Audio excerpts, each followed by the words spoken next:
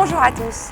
Tout ce que vous avez voulu savoir sur le prêt-à-porter pour enfants, je vais y répondre aujourd'hui. On part à la rencontre pour ce deuxième numéro de Cordélia de Castellane, la papesse de la mode pour nos petits loups. Interview exclusive d'Emma Easton pour Master of Detail.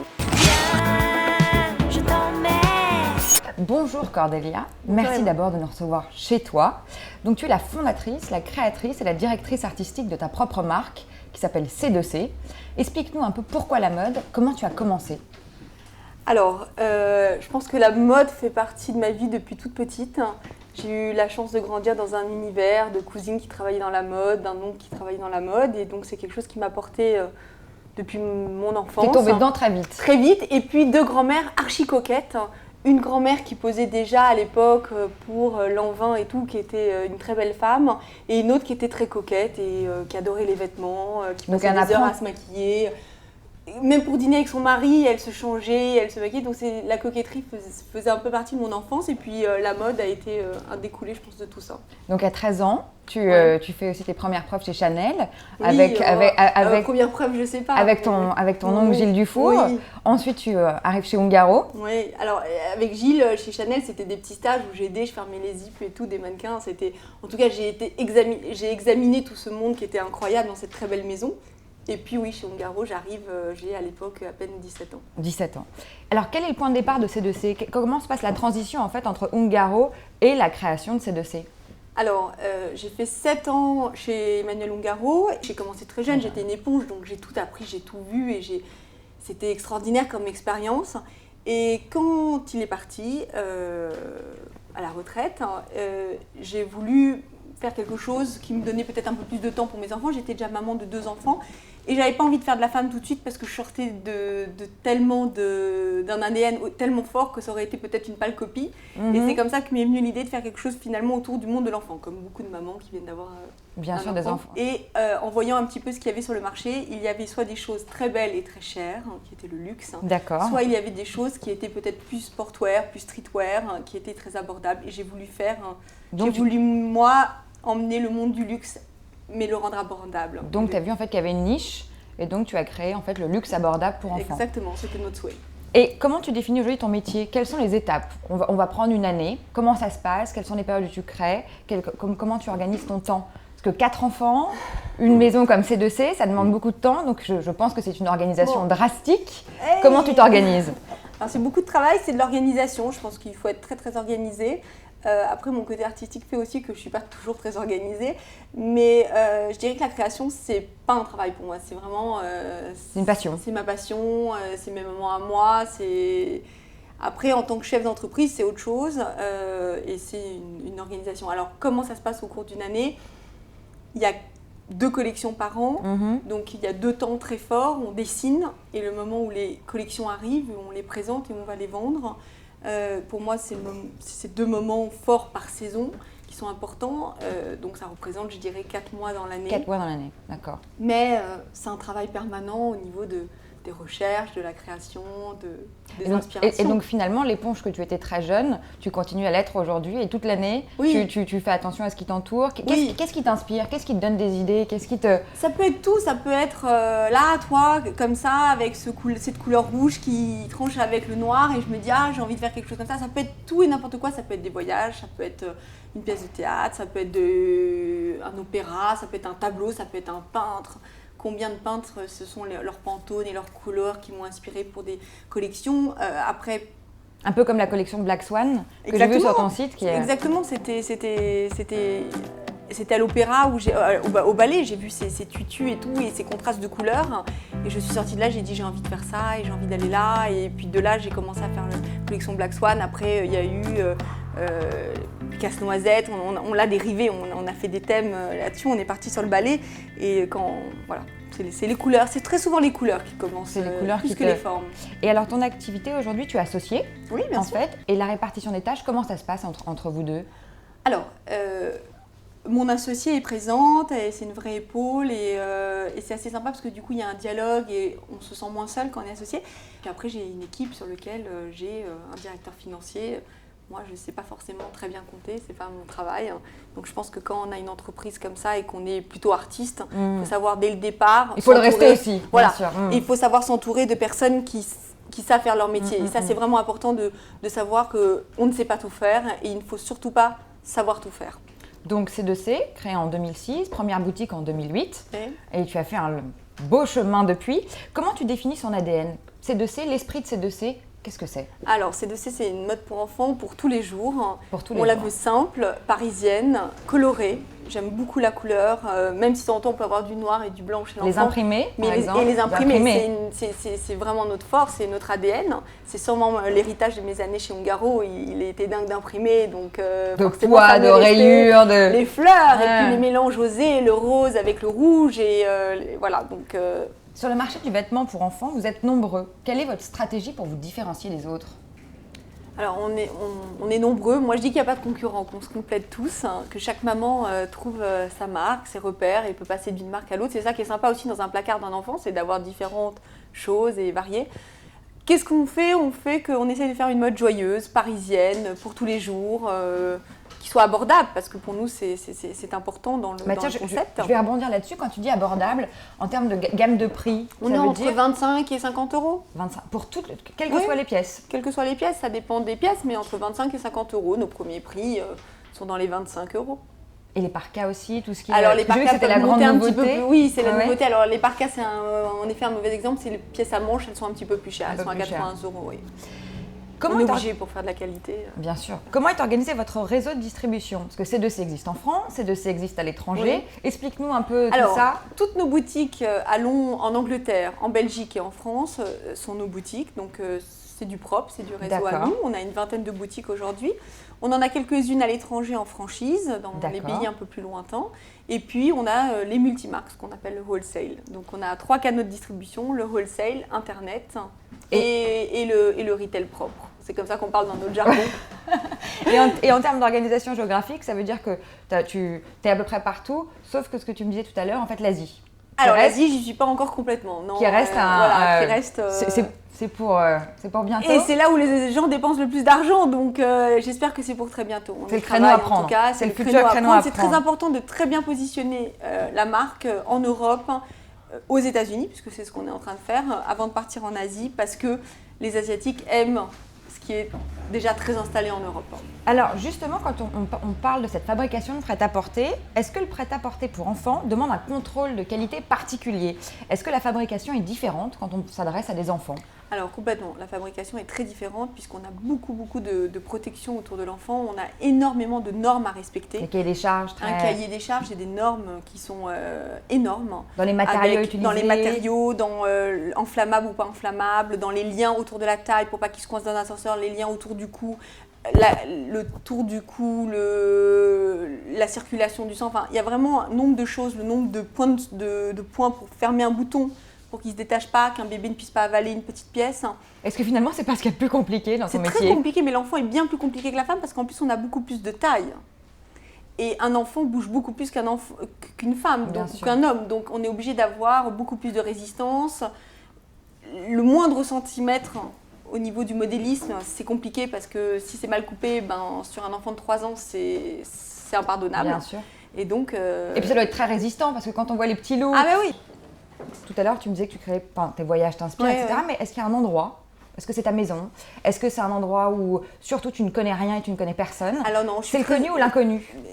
J'ai aucun principe. Ça peut être tout d'un coup. En vrai, ce qui se passe, c'est qu'au moment de créer, je sais que j'ai 1 ou 2 semaines pour créer, que je vais devoir rendre d'ici 2 semaines ma collection. Et tout d'un coup, je le sens.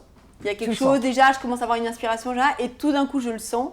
Et là, ça va assez vite et je crée assez vite. C'est-à-dire qu'à partir du moment où je commence à prendre un peu les crayons et gribouiller ces moches petits dessins qui sont après très joliment repris au bureau, ça prend 4-5 heures. Et après, je reviens dessus. Après, il y a un travail d'équipe. Mais le premier put et le premier jet va très très vite. C'est en 3-4 heures, c'est fait. Et là, on peut me parler, on peut m'appeler. C'est comme un cri spontané. N'importe quoi, j'en ai plus rien à faire. Je suis dans ma bulle et plus rien ne m'atteint. Alors, tu es maman de 4 enfants. Oui. Et quand on parle de création, finalement, est-ce qu'ils collaborent d'une façon directe ou indirecte à ta création? Est-ce qu'ils te donnent des conseils? Est-ce qu'ils choisissent des couleurs? Non, Est-ce que non. finalement de les voir grandir aussi, ça peut t'inspirer Bien sûr, dans bien les sûr. besoins, les freins, les Je inconvénients? dirais que c'est le côté pratique. C'est-à-dire qu'au niveau du bien-aller du vêtement, du côté pratique, je vois ce qui est facile pour un enfant. J'ai toujours été maman. Je suis maman depuis que j'ai 18 ans, donc je vois comment ça se passe, comment il faut changer les couches et tout. Donc le côté pratique, pour moi, est très important. Et ça a été pour moi une très grande école sur mes enfants. Mais au niveau inspiration, je dirais que pas forcément, parce que j'aime pas l'idée de dire que je crée pour mes enfants. Finalement, je crée pour mes clientes, et je veux que toutes mes clientes se reconnaissent pour leurs enfants chez moi. Donc, je veux surtout pas avoir que mon style à moi. Il y a de temps en temps des choses que j'aime moins d'ailleurs, que je fais, mais qui m'amusent. Qui t'amusent. Et est-ce que tu as des classiques? Est-ce qu'il y a chez toi des pièces qui sont récurrentes, qui reviennent chaque année, et voilà, comme la best piece, on va dire, la masterpiece, Oui, alors pour parler dans le langage de Master of Alors Details. en fille, on dit qu'on est un peu l'incontournable de la petite blouse à fleurs, parce qu'on a nos imprimés, donc on a cette force-là. Et je dirais aussi les petites robes à fleurs, les imprimés, les choses comme ça. Et puis en petit garçon, on a des petites chemises aussi très mignonnes qui sont un peu les bestes des mamans, et les petits jeans de toutes les couleurs. Donc on a des petits jeans sur teint qui vont de toutes les couleurs. On essaie de faire un peu des couleurs amusantes. Et donc ça on revient toujours sur la couleur et l'imprimé. C'est ça le classique. Ouais. Tu me parlais tout à l'heure justement de ce pays qui dépense le plus, qui est l'Asie. Oui, pour les enfants. Pour les enfants, dans l'habillement, la France, est-ce que la Française investit beaucoup pour l'enfant? Oui, la Française a investi, elle est à la mode, la Française. La France, c'est la mode, donc elles sont très coquettes, les Françaises, pour leurs enfants. Parce que j'étais très étonnée en lisant le rapport de la Fédération française de prêt-à-porter sur les prévisions d'achat de portefeuille des Françaises. On s'est rendu compte qu'elles dépensaient plus d'argent pour leurs enfants que pour elles. Oui, parce qu'elles sont frustrées, elles ne peuvent pas se faire plaisir à elles, parce que tout coûte tellement cher chez la femme que du coup, quand elles peuvent dépenser… Elles se vengent. Exactement. Mais c'est comme quand elles vont dans une marque de luxe pour l'enfant, elles ne peuvent pas se payer cette marque de luxe pour elles. Pour l'enfant, c'est plus ou moins, entre guillemets, abordable, même si c'est une marque de luxe, parce que c'est quand même… C'est un chiffre à 3 chiffres et c'est pas à 4 chiffres. Donc forcément, elles se disent oh, mais moi je vais mettre mon enfant dans cette marque-là parce que voilà, et ça c'est le luxe de l'enfant et c'est pour ça que les marques de luxe cartonnent en enfance. Et pour nous, elles se font plaisir, elles y vont sur les couleurs et tout. Est-ce que la notion de solde, des promotions, des ventes privées, est-ce que ça ne brouille pas la notion de prix finalement aujourd'hui? Alors, maintenant depuis quelques années, avec Internet et tout ça, c'est comme ça. Ouais. Mais ça fait partie de l'évolution aujourd'hui du marché. Je pense que c'est pas mal. Ça nous challenge, ça nous fait… Ça veut dire qu'aujourd'hui, la promotion fait partie de l'univers du retail, de l'univers de la mode, que ce soit pour la femme, pour l'homme, et ça nous donne plus pour aller chercher d'autres idées, mettre en avant d'autres choses. Éventuellement conquérir une nouvelle clientèle qui ne serait pas forcément venue et là des tarifs qui sont très exactement, attractifs. Mais surtout, on ne marche plus comme avant. Avant, il y avait 2 collections par an. Aujourd'hui, c'est fini. Okay. Il n'y a plus de collections par an. Aujourd'hui, on a 8 collections. Pourquoi ? Parce qu'on a des collections qui reviennent en permanence. Parce que qui dit promotion dit renouveau de collection. Et quand la cliente vient pour une promotion, c'est que derrière, il y a un nouveau produit qu'on veut lui présenter. D'accord, donc ça veut dire on liquide tout le stock, et stock zéro. Exact. Enfin, stock zéro, malheureusement, non, mais… Mais c'est l'objectif en tout cas. L'objectif, et puis toutes les marques le font maintenant, et c'est pour ça que toutes les marques sont en promotion, c'est tout simplement qu'il y a un cadencement, et puis avec Internet derrière, avec les promos et tout, ça fait partie du quotidien aujourd'hui de ce monde-là. Mais 8 collections par an, c'est un casse-tête chinois pour la fabrication quand même. Comment… Après, c'est fabriqué en 2-3 fois. En 2-3 fois. Et on les met en magasin au fur et à mesure. L'accessoire, toujours puis, en production, il faut être super… c'est la force, c'est de rebondir hyper vite. Il faut voir les Zara et tout. C'est ça leur génie, c'est qu'ils rebondissent tellement vite que c'est eux qui ont raison. Ah ben la force, et je pense aussi que c'est une de tes forces avec ces gammes de prix, et si tu insistes sur le renouveau, c'est-à-dire que tous les enfants sont habillés chez toi et par ailleurs, ils ne sont pas tous habillés de la même façon. Non. C'est quand même le concept génial de Zara. Et c'est comme nous, nos envies changent au cours d'une saison. Au début de l'hiver, on a envie de quelque chose, et à la fin de l'hiver, finalement, on a envie d'une autre pièce. C'est vrai. On a envie de complètement autre chose. Au début de l'hiver, on a envie de choses un peu hippie, et à la fin de l'hiver, tout le monde est en côté urbain, très minimaliste, parce qu'il y a quelque chose qui se passe dans l'air du temps. Et bien nous, il faut qu'on arrive à suivre tout ça. Et c'est la force de Zara, ils rebondissent tellement vite. Et est-ce que aussi, ce nouveau cadencement ne répond pas au décalage qui existe entre la mise en vente d'une collection, c'est-à-dire qu'on met l'hiver au mois de juillet, enfin juin-juillet, alors que finalement, l'hiver, on ne va le porter qu'au mois de novembre. Est-ce que finalement, ces 8 collections ne permettent pas de casser cette cadence qui est un non-sens économique quelque part? Exactement. C'est comme si on faisait les cadeaux de Noël au mois de juillet. C'est un côté un peu… C'est un peu l'effet… j'achète maintenant ce que je peux porter maintenant. Donc, exactement. Si on met de l'hiver, c'est du faux hiver. C'est-à-dire Voilà. que c'est de la fin de saison et c'est de l'entrée de saison. Donc au mois de juillet rentrent les petits jeans légers, les blouses légères. Et les personnes qui partent dans des pays où il ne fait pas 45 degrés peuvent tout à fait les mettre dès le mois d'août. L'accessoire chez la femme Oui. se vend de mieux en mieux. Mhm. Est-ce que l'accessoire chez l'enfant est aussi Oui, pour vous un secteur en croissance? c'est nouveau chez nous. Ça nouveau. fait 2 saisons maintenant qu'on fait de l'accessoire. On a des très beaux chiffres et des très belles progressions dessus. Ça fait vraiment partie de notre panier moyen. C'est incroyable à quel point les mamans et surtout là les enfants qui interviennent en boutique craquent très facilement pour le serre-tête qui va avec, l'élastique. Finalement, les accessoires amusent les enfants. C'est Aussi, une autre expérience de vente.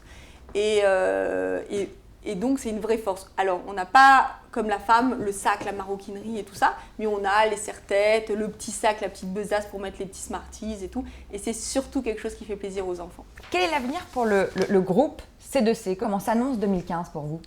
Alors, on espère que ça s'annonce bien, en tout cas, on se donne tout le mal pour. On est sur une ouverture de 5 boutiques sur 2015, donc c'est assez... Oui, donc, gros projet. Voilà, des gros projets. Et puis, sur le futur après, on va espérer se développer comme ça, faire nos petits un peu en France, en Angleterre, peut-être un peu plus loin. Est-ce que tu as éventuellement pensé à des collaborations avec d'autres marques signées C2C? Parce qu'on voit ça beaucoup dans le prêt-à-porter féminin, pourquoi pas dans le... Mais l'enfant, il vient, je pense, doucement. Tout doucement. Et puis voilà, si un jour il y a quelque chose de bien qui se fait, on le fera avec joie. Et j'ai vu aussi sur ton site qu'il y avait un onglet déco. Ouais. Et cette déco, c'est ta maman donc, qui s'en occupe? C'est la déco, alors les lampes qui font partie un peu des ADN des boutiques, qui sont des petites boutiques assez artisanales, sont des lampes qui sont toutes des pièces uniques faites par maman, qui sont décorées par ma maman. Et je trouve ça hyper sympa finalement de travailler en famille, parce que C2C avant tout, c'est une aventure familiale, mon associé et ma cousine. Et les gens qui s'en mêlent sont souvent de la famille aussi, et on veut garder à une échelle humaine et familiale. Ce lien, on transmet. Ouais. Tu as 33 ans, 4 enfants, une carrière fantastique, et tu es en plus de C2C directrice artistique d'une grande maison française pour les enfants. Où vas-tu t'arrêter? Et donne-nous ta recette. Est-ce que tu as une recette? Est-ce que tu as un conseil à dire recette, aux femmes qui nous suivent? Beaucoup de travail, beaucoup de volonté. Travail. C'est beaucoup de travail. On peut dire ce qu'on veut, c'est beaucoup de travail. C'est de la volonté aussi, parce que j'aime ça. Je suis passionnée. C'est un luxe énorme de se réveiller le matin et de faire ce qu'on aime. Donc ça, c'est quand même, ça te porte comme énergie. Et puis c'est aussi d'être super bien entourée avec des très bons collaborateurs, une famille très aidante. Et, en fait, tu as deux familles. Tu as la famille C2C et la famille... les deux s'unissent aussi, donc... Alors, j'ai pas de recette miracle et tout peut s'arrêter demain. Et voilà, tout ce qu'il faut garder, c'est la santé. Donc, tu en profites tous les jours. Voilà. Alors, on va faire un questionnaire Master of Details que je pose à tout le monde. Si tu étais une invention? Le Blackberry. Le Blackberry? Je ne peux pas vivre sans. Si tu étais un créateur? Karl Lagerfeld. J'adore. Si tu avais fait un autre métier, qu'est-ce que tu aurais fait? Chanteuse. Je chante faux comme une casserole et je n'aime que ça, voir les stars qui chantent à la télé, j'adore, je suis en transe. Et tu devant un concert de Céline Dion, je suis une groupie de dingue. Quelle est ta signature? Ma signature, je sais pas, la spontanéité, m'amuser. T'amuser. Ta citation préférée, ton mantra, une citation qui te décrit? Ne fais pas aux autres ce que tu n'aimerais pas qu'on te fasse. Quelle est ta pièce à toi essentielle mode? Là, on oublie le côté enfant. Toi, en termes de mode, parce que tu es aussi quand même très mode. Mon jean, c'est pas très original, hein. Je suis très naturelle. Et tu portes quelle marque de jean? Je porte des Seven, je crois. Des Seven. Oui, je crois. Et je pourrais même pas te dire parce que je les essaye et quand ça me va, je les achète. Et quand c'est le bon, ouais. Oui. Quelle est ta plus belle aventure? Faire ma famille, mon mari, mais ma famille. Ta famille. Oui. Eh bien, écoute, Cornelia, je te remercie. D'abord, nous a ouvert ta maison et à très vite. Merci à bientôt. Toi, Emma.